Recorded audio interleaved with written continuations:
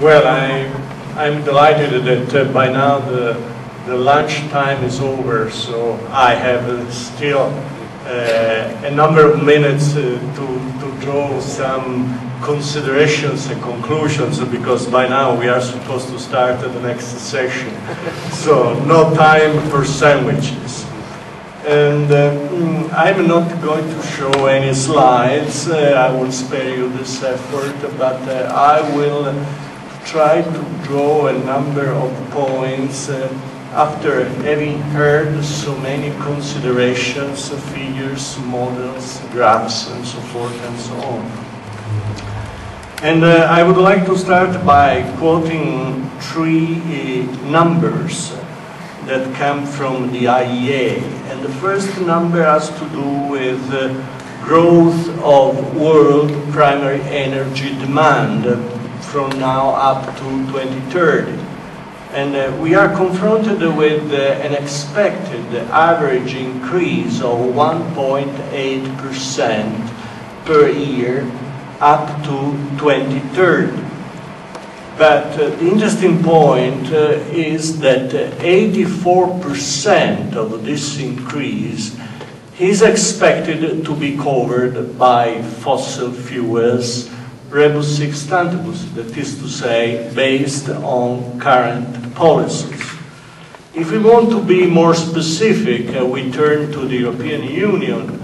The rate of increase for the same time span is much lower, 0.4% per year. But still, we are confronted with a very alarming picture. That is to say, by the year 2030, the European Union will face an excess demand that will be 34% higher than what we have now as far as oil consumption is concerned. Will be 121% higher for natural gas and 27% higher for coal. So if I want to draw a conclusion from these just a few numbers, I have to say that there is no escape from a picture that we see in Europe. I will limit myself to Europe. I don't want to shed any wisdom to Asia, America, and other areas. But we'll have a picture of increasing vulnerability of Europe on the energy supply side, and at the same time, ill-founded ambitions to succeed in fighting climate change or preserving the environment. I think that the best way to approach this situation is to try to clarify what we should be aiming at before making big scenarios.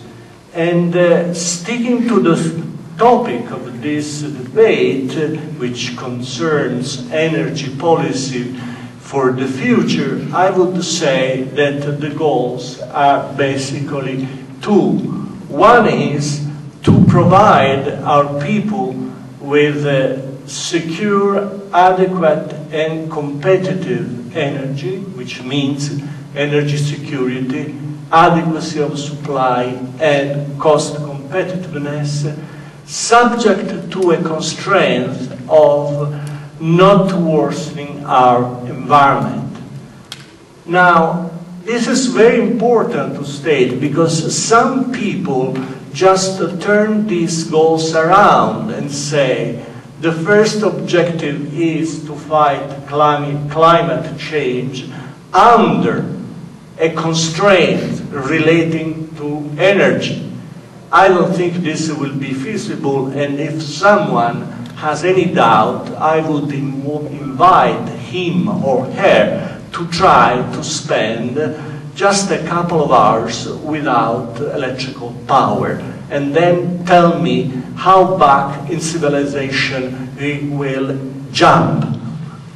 Now, having having fixed the goal, I would like to go over very quickly to a number of issues that have not received a full answer here, and perhaps will never receive a full answer by anyone but the politicians and governments. The first issue is we should set a target as far as energy source mix is concerned. In other words, each country should define in quantitative terms what is the energy mix that he has to target, including energy efficiency in this panoply of targets. If we don't set up clear targets, we are going to wander around, beating about the bush, and getting whatever outcome will come from partial decisions or chance decisions.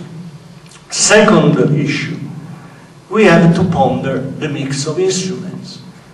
I heard plenty of reference to this, that, or the other instrument, but not too much attention to a comparative analysis of the implications of the use of each individual instrument and the interaction of one instrument with another.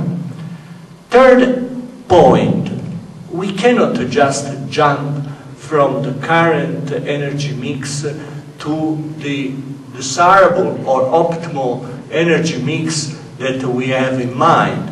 We must have a transition strategy to go from here to there. And those that provide quick fixes in terms of nuclear energy or renewables or energy efficiency should ponder whether they are talking about the present or the far distant future.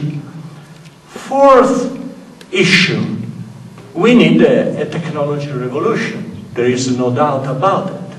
We cannot sort out our problem just based on current technologies unless we have a technology revolution, which does not mean necessarily that we must have a quantum leap into the unknown or the unfeasible now, but rather that we must make the best use of present technologies first in order to exploit whatever has to be exploited.